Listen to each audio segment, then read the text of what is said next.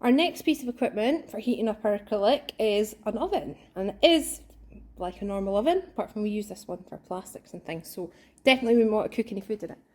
So I'm going to switch it on, and you'll see on here it is set to go up to a temperature of 160 degrees, so it goes up quite quickly. So we just let that heat up. Again, you want to prepare your acrylic, so this one has a bit of masking tape with somebody's name on it. So we'll just make sure we peel that off, make sure you try and get off as much of it as you can. To be honest, it's not going to catch fire or anything in the oven, but it's better to have it off. And if you've got any film covering your acrylic as well, peel that off too.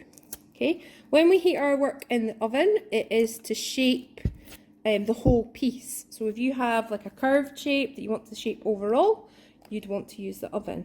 The strip heater, remember, is just for doing individual lines, whereas the oven will allow, it'll heat up the whole bit of plastic.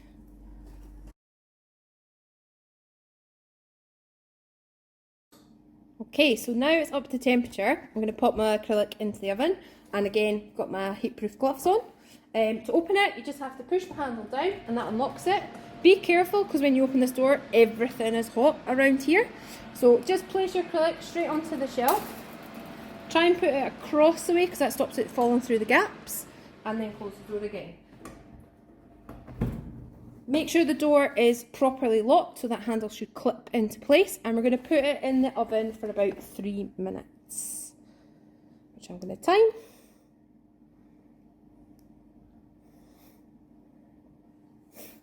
While that's getting ready, you can get all your other bits and bobs sorted. So for this piece of acrylic, we can shape it in lots of different ways. So the whole piece of acrylic is going to be heated, so it's all going to be quite flexible, it'll be quite floppy.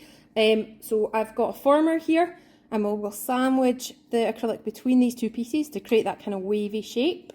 You could use lots of different things, so you could create your own former.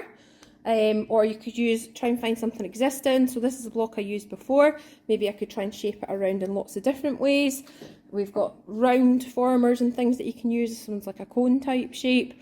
So depending on your design, you're going to use whatever's best for you. Okay, and it might mean making your own former up.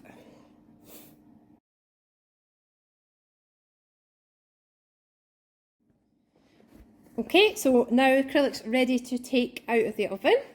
Remember, heatproof gloves on. Watch out for the heat when you open the door. And I'm going to pull the tray out slightly so I can grasp the plastic. And you'll see now it's really flexible. So you could, freehand, you could do things like twisting it or shaping it to whatever you want. Or we can bend it around a former of some sort. Okay. So to use the former, I'm just going to put the acrylic straight in between these two pieces of wood and clamp it together. So squish it nice and tight, and I'm just going to use one of these quick clamps. You could use the vise, and I'm just going to clamp it together nice and tight. You have to work quite quickly with the acrylic, because once it starts to cool, it makes it harder to work with. With this piece, it's just a random piece of acrylic that I'm using. There is a little tail on the end. Maybe I could shape that freehand, or depends again on your design what you're going to be doing. So we would leave that to cool down, and once it's set, we'll get that nice wavy shape on it.